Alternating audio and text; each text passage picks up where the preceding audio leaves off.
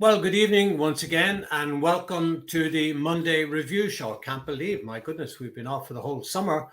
I'm sure, Keith, like myself, you'll be getting withdrawal symptoms with no football of any. Well, I was going to say of any consequence. Of course, every game is consequential to the people playing it, but certainly Premier League and international football and things like that. Now. Yes. What I'd like, and apologies, Keith, I cut you off there earlier on, so apologies for that. What I'd like to do is go through, I wrote down headings like the good and the bad, and I'm not sure if there's anything ugly, but the good things, and these are changes to the law, and maybe you can put them in a bit more finer detail. Bookings for players kicking the ball away. Now, we had an example of that in the Charity Shield between Man City and Arsenal. The other booking was for Arteta, the Arsenal manager, for simulating yellow cards, which I think is great also. The referee adding all time lost on, like they did in the World Cup. Yes. I think they had promised to do it in the Premier League, but that sort of faded and as time went on. Hopefully, Howard Webb will put his foot down there and insist that the guy is doing it. Would you like to go through those? Those are new changes. Yeah, I think there's quite a lot. I think what we've got to understand, first of all, let's take the timing issues. Research came out and said that even now, the average playing time in the Premier League is 55 minutes. So we're only getting 55 minutes. So what has happened in the summer is the League Managers Association, the Professional Footballers Association, the FA, the EFL, and the Premier League, and the PGMOL got their heads together and said, we've got to do something about it. Now, we're coming off the back of the managership of the PGMOL, Mike Riley, and I've said on this programme openly that I think he was a disaster. And one of the things that he did was to actually promote the idea of, if you like, a level of officiating that was deemed a lighter touch, which was a license for players to commit a foul and get away with it. And of course, confusing to the referees and resulting in inconsistencies and referees taking a lot of stick in terms of their performances. So the first thing, and in addition to that, with the 55 minutes added time or actual playing time, there are people like myself, and we said it on this show, maybe an independent timekeeper, a countdown clock, but certainly more action on the referee to stop the nonsense that was going on with goalkeepers laying on the ball, feigning injuries that were increasing, water stoppages, for, somebody going down injured, feigning an injury and using that as a stoppage to bring on liquids. And I think that the Premier League suddenly realised they'd got a problem, and we were highlighting that problem to them, that the fans basically were not getting value for money. So the first thing is they've been very specific. They've spoken to all the managers, so no manager should say, I'm not aware. They've got the agreement, and referees have got, and I think will be policed very heavily and responsibly by Howard Webb to say, look, time added on needs to be added on more effectively. And therefore, we've already seen, I think on one occasion, something like 14 minutes of added time in the second half of some games. So we're certainly now under the banner of the media calling it the 100-minute game.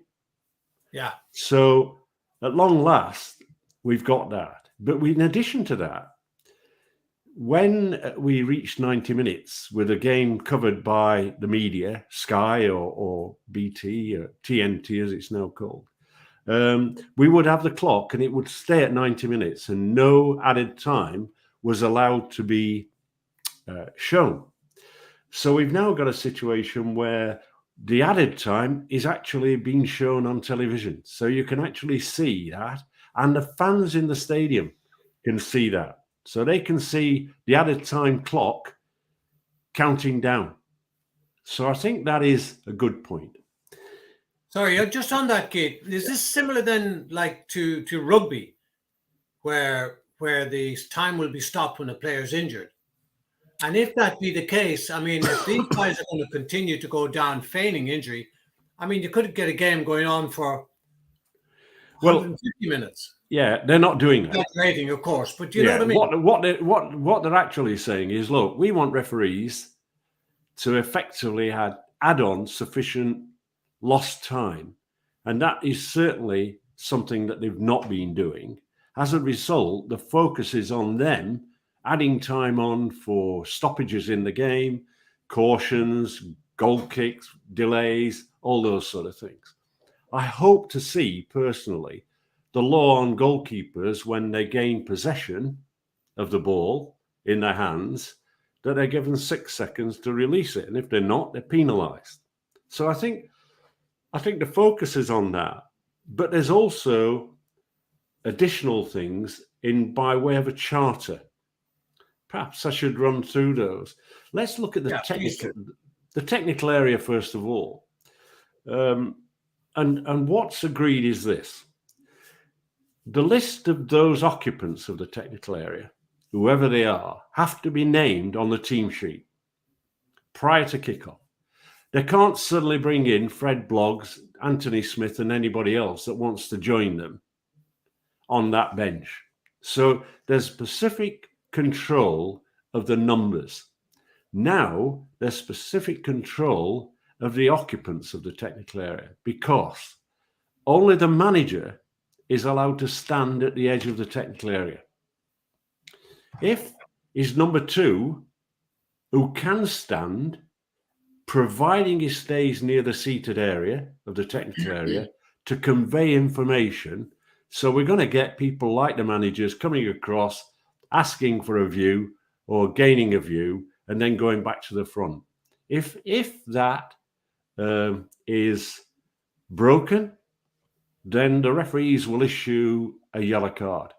If there is any misbehavior, like leaving the technical area, etc., then a red card will be applied. Now, in the past, when a red card's been applied to an occupant of the technical area, he's gone down the tunnel, up into the director's box, or at some point somewhere where he can continue to convey and discuss the team and the tactics. They've actually said a couple of years ago with Arsene Wenger. Yeah. What they've now said is, no, you're away from the game.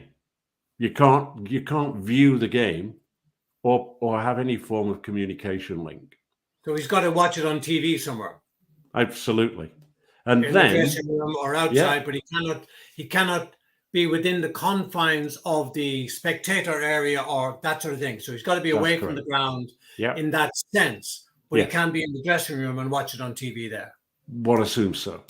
Yeah. But the other thing is they cannot use, if you like, a situation where, they convey it and they do that. We've had situations with electronic mobile phones, iPads, and what they're saying is they're not allowing disputed decisions to be looked at again on the iPads and form, if you like, dispute with the match officials.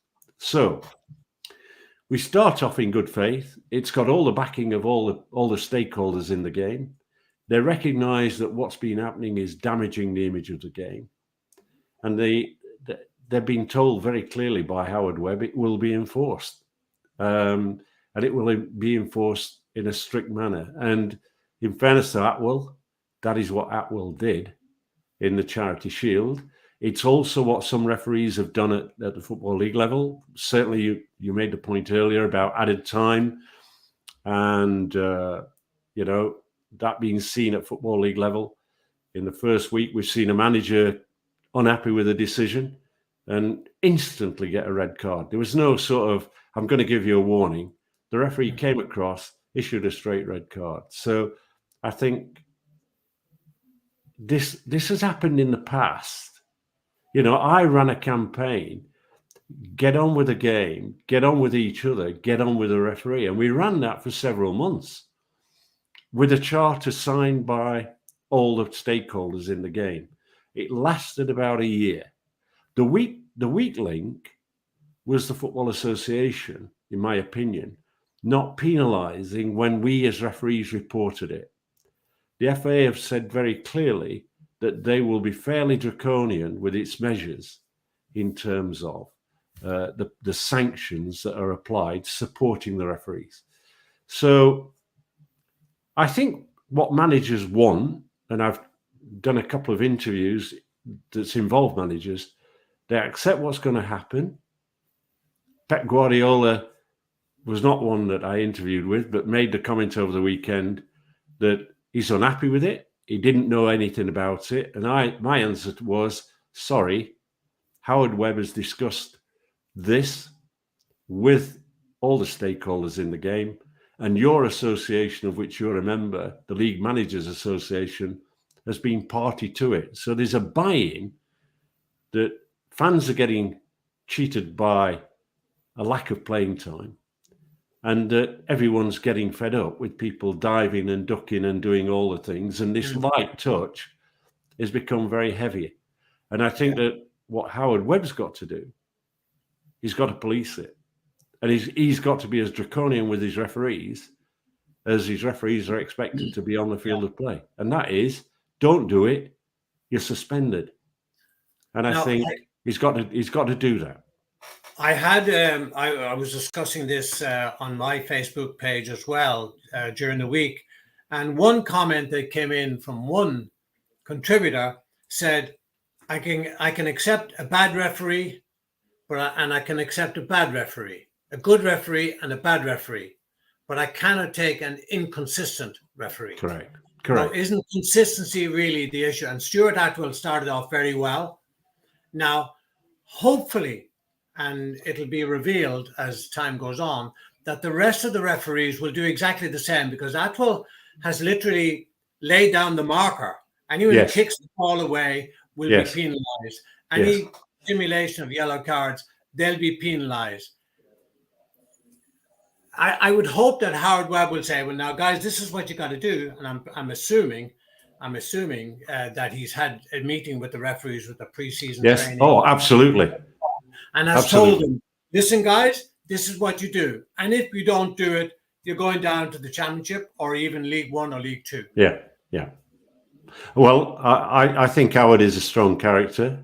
I think he's got, obviously, all the people backing him, the people that count, and therefore there's no reason why referees shouldn't do it. And in fairness, I watched Bobby Madley on Friday referee Sheffield Wednesday versus Southampton, and he did exactly the same. He applied the law as expected.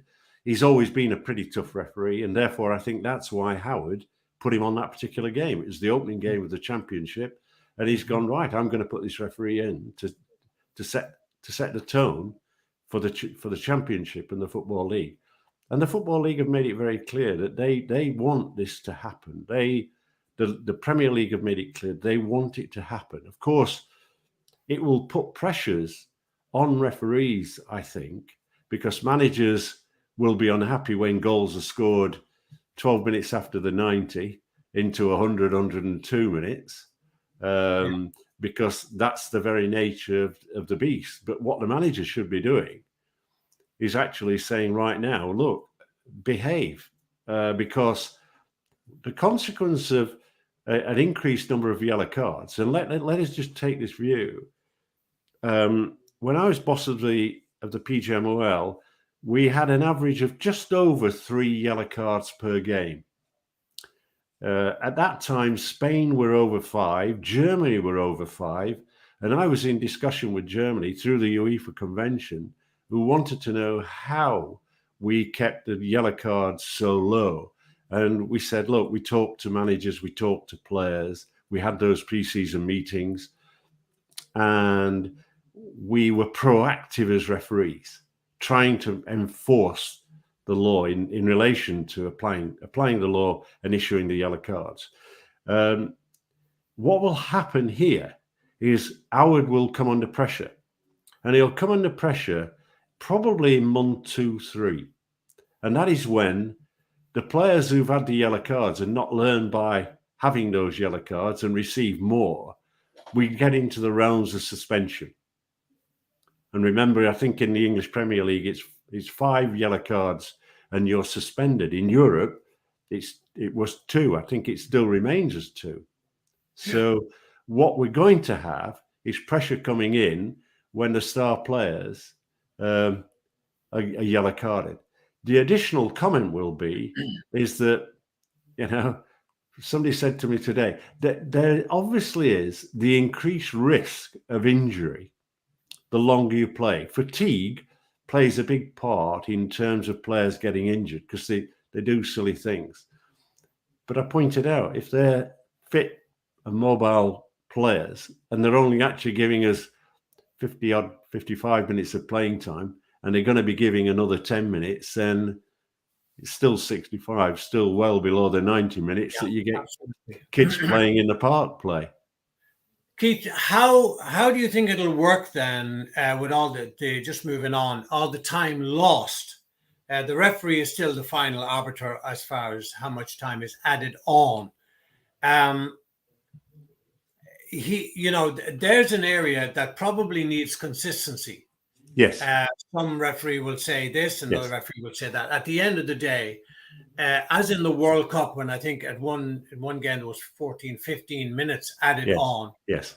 Do you think that will there be a backlash? Will there be an outcry if Premier League referees start adding on 10, 15 minutes, and particularly if a winning goal is scored in that lost time?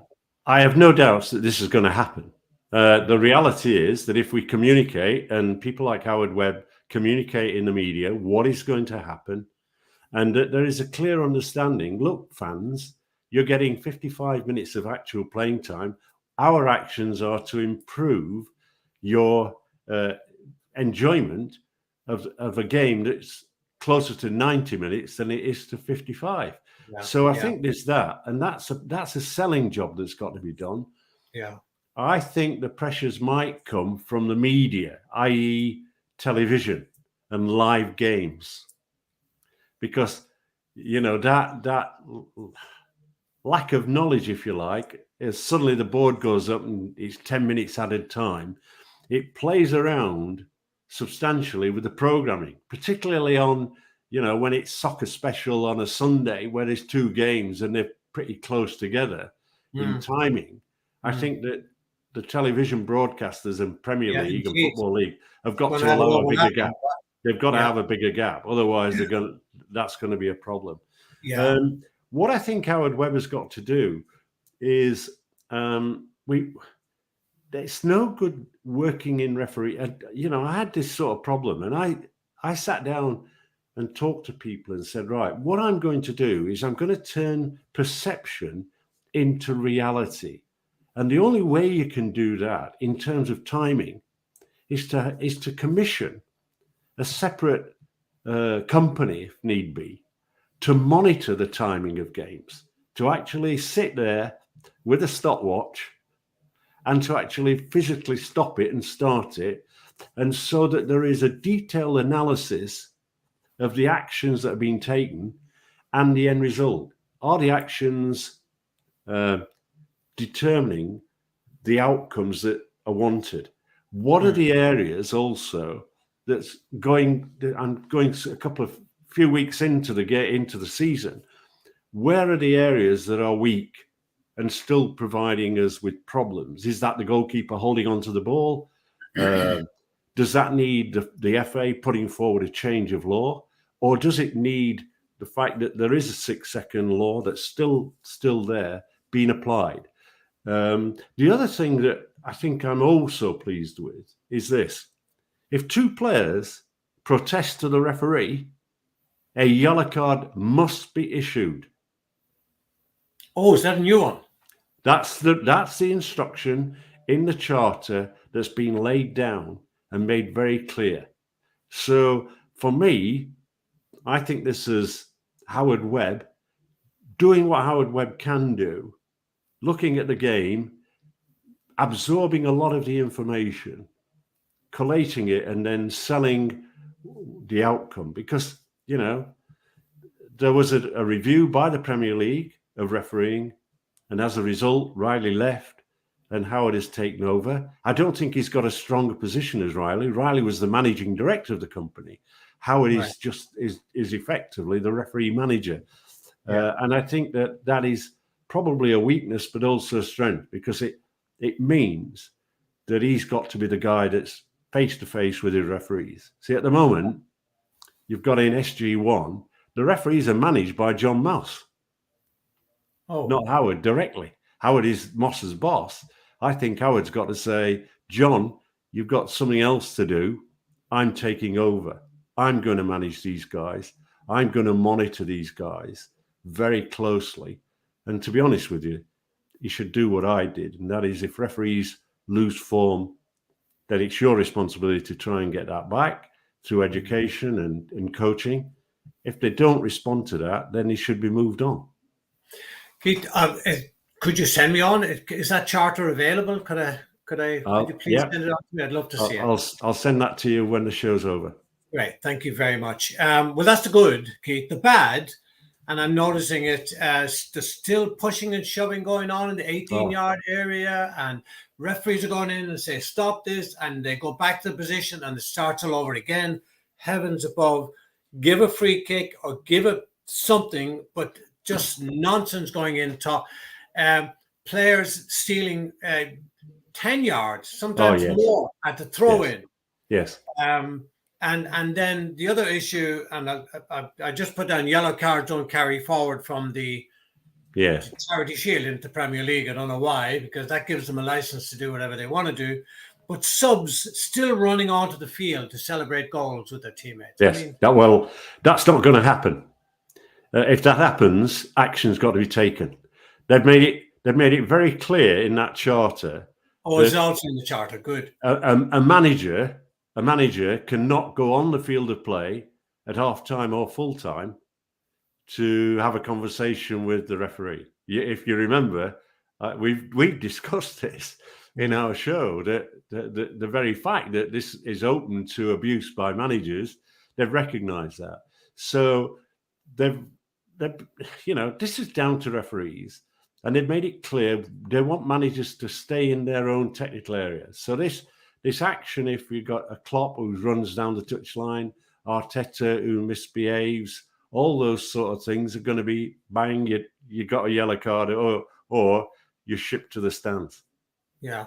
And they shouldn't be, you're right, they should not be allowed to come on the field at the end of the game, because that actually incites the crowd. Yes. Seeing a manager arguing with a referee. They should go down the tunnel immediately. If they want to argue with the referee, do it in the tunnel. They shouldn't be allowed to do it in full view of the spectators and people watching in. It incites violence. It puts the referees in danger, leaving the ground or maybe in their normal daily work. All of those things that should be punished also severely. Yeah. The other area that I highlight that's still a concern for me is, if you remember, the VAR manager at the Premier League, PGMOL, was Neil Swarbrick. Neil Swarbrick was a former Premier League referee. Yeah. He left at the end of the season, and we've still not had an announcement who is going to be the VAR boss. Is there any reason as to why he left? He retired. I think that generally, there's always a blame culture, isn't there? Who's responsible? The one thing I think that I wasn't as good as Riley at, was that Riley put a tier of management in. I operated with about 4 people when I was boss. He had something like 45. So what he did was, he put tiers of management down the chain, so that if anybody was to blame, it was number 53, come in, your time's up, rather than number 2 or whatever. So I think that I think we're still going to get the shortfall. Now, what we have seen in the Women's World Cup is the start of communicating to fans. We saw today in the England game, I thought there was a push in the penalty area. I thought it was a penalty kick. I thought the referee in awarding a penalty kick was correct. I was then very surprised that VAR came in, because for me, it wasn't a clear and obvious error. But the referee going to the monitor and seeing then an exaggerated fall, but also, a very clever use of the body to actually foul the opponent. For me, the referee should have stuck with the decision. But that's easier, isn't it? That's easy in the armchair, watching it. I think when the referee saw the exaggerated fall, which is what the VAR saw, that was the reason the penalty kick was overturned. But what we then saw was an act of violent conduct where an English player stepped onto his opponent, a very dangerous thing to do. The referee issued a yellow card. Rightly, the VAR intervened, and the referee went to the area, came back, and announced to the spectators that the yellow card was rescinded and that a red card was produced for violent conduct. So I'm pleased that this is a step that FIFA are making to communicate and perhaps involve the fans more. But VAR, I think, in England has been a real troublesome area, less so in America where Howard was the boss. So whether he's in negotiations to bring Greg Barkey over, who's someone I would recommend, the guy who runs VAR for the MLS and ProRef, he's outstanding. He manages it very effectively. He communicates extremely well. He has his own views. He probably doesn't share his views with me in terms of the communication bit. But nonetheless, I think that's the area of weakness, I think, in the organization. And he's also got to then say that, can you have a referee like Graham Scott, who's a mature referee, only given 6 games in the Premier League last year? You immediately think he's injured, but when you actually look at his statistics, he's had 19 games in the Championship and in cup games. So he wasn't injured. He was not selected for the Premier League. For me, that ought to be a signal to say, right, move on, and a new boy's coming in to do the job. Could it be that maybe because of his age again, but then other guys are as old as him, aren't they? Yeah, I mean, he's the oldest, I think, at the moment, operating in the list. Age doesn't come into it for me. I mean, this is about the physicality of refereeing. And the one thing I saw at the end of the season, and I've seen already, is how referees are moving around on the field of play much more than they did in the past. I think under Riley, there was slippage, and the distance between the decision and the referee was far too extended. I think now what we've got is we've got almost a return to running off a shadow diagonal, that movement from the edge of one penalty area on the right-hand side to the opposite left-hand side of the other penalty area. And that soft diagonal and movement is taking referees close to the player. Is there anything in the new era, as it were, about the pushing and shoving in the penalty area, the stealing of yards at the throw-in, and subs running onto the field for goal celebrations? Is there any? As far as I'm aware, not specific. Again, I'll look further at the paper, because there's several papers being issued, and I'll send them to you. Yeah. And we can share them, can't we, on the website? Because I think ultimately, at the end of the day, I worry about, like you, I worry about that nonsense of going into the penalty area and saying stop shoving and pushing. It's taking place in the women's game now. I mean, one of the things that I've noticed is this escalation of cheating in the women's game. It's not as bad as the men's game. It wasn't there before, though, kid, and that's why I used to enjoy watching women's games, because they fell down, they got up. There there was no inkling of any form of deception or yeah, cheating or anything like that. yeah. But it is creeping in, and even another thing, and I don't know why directors don't cut away, is to see I'm talking about the Mail now, the players spitting, blowing their nose, and they keep the camera on them. Why doesn't the director cut away? Yeah. Start? But I see now this morning, I was watching the England game, and now the women are starting to spit. Yeah. And I mean, they need the camera on them. Why don't they cut away? Yeah, I mean, I think these are the things that television do, and they probably lack awareness of, what they're showing to the public. And I think it is offensive, spitting. And I think, I just don't like it. And I think that I'm in agreement with you. I think that television has a right to produce something that is much better than what we see. And they can do that at the press of a button. My little grandson, who lives in London with his dad and mom, my son, he's only 6 years of age, and my son takes him to Clapham Common to play. Yeah, great. On a Sunday morning, and they were playing, and he was going to take a free kick, and next thing, and my son said, his name is Flynn. He said, "Flynn, what are you doing?" But he knows what he's doing. He's watching it on television. Only 6 years of age. The influence that these players have on the younger generation. Yeah, I think that I'm always optimistic at the start of the season. I think you have to be. I think that, I think the guy who's running the FA, Mark Bullingham at the moment, I think he's doing a super job. I think that, in fairness, we've got a guy who's prepared to battle his way, arrest back some of the control of the game in terms of refereeing, and I think credit to him. I've seen one or two good things coming out of the FA, which we go down and we look at body cameras at grassroots level. I've highlighted this week that referees have got that ability to use the sin bin. They have to use them. I put on social media that the card that the FA produced that says these are what the yellow cards are for and how the referee applies the law. Good form of communication.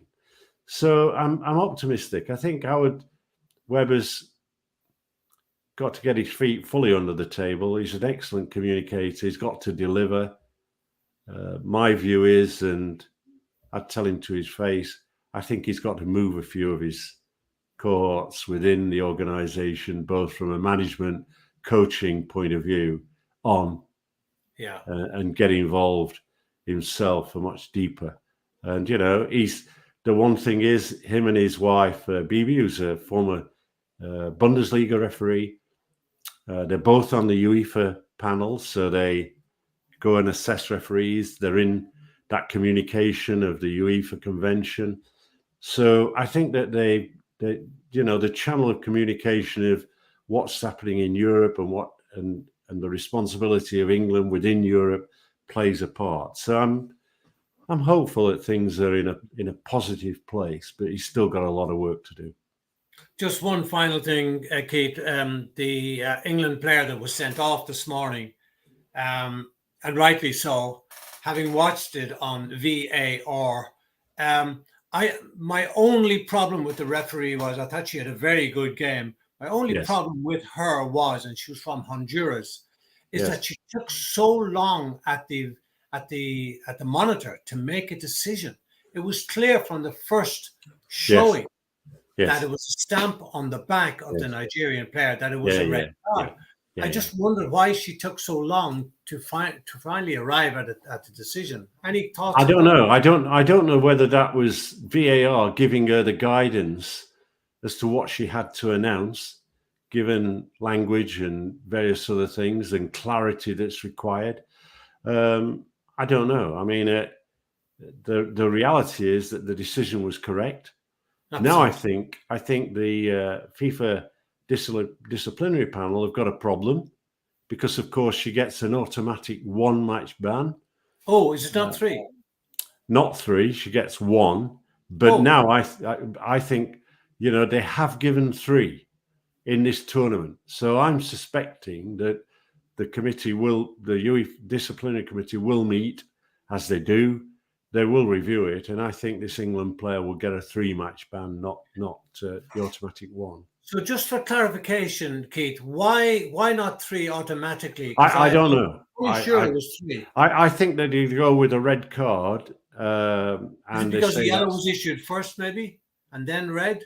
No, I think effectively they see it as it is an act of violent conduct. It demands 3, but I think that the organisation says, because it's a tournament, red card issued is an automatic 1-match ban, but then they have the ability to review. So I suspect that they will review it and they will get a 3-match ban.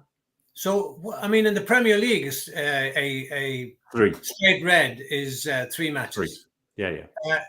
So could it be, and this is just, could it be that because initially it was a yellow card, that it might be seen as 2 yellow cards equal 1 red, or is it still considered as a straight red?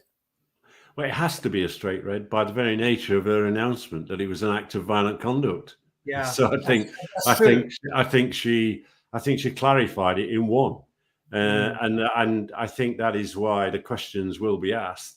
They would have been asked by media. Will it get upgraded to 3? Because that's the process, I believe, of the FIFA disciplinary. So I think her World Cup is effectively, and she's had a good World Cup, effectively over. I mean, it's difficult to understand. I mean, they weren't playing very well, England, and clearly players were getting frustrated. But self-control is such an important thing. In one way, I feel for her. In another way, just stupidity. Yeah. She could easily have stepped over the girl. Yeah. I mean, and of course, I mean, she might get away with it in the league in which she plays in England because they don't have VAR. But she's aware that VAR is operating, and this is one area where I think VAR has proven to be a success. Let's face it, the referee gave a yellow. She looked at the monitor, did take her time, but she came back and gave the right decision. I think that's what we expect of VAR. Keith, great to be talking to you again. Great Pleasure. to see you looking well and rested after your summer break. Thank you also out there for checking in. Please keep your questions coming in. We'll do it all again next Monday, Keith. Great. Look forward to that. Thank you. Thanks. Thanks you very much, and good night and God bless. Thank you. Good night.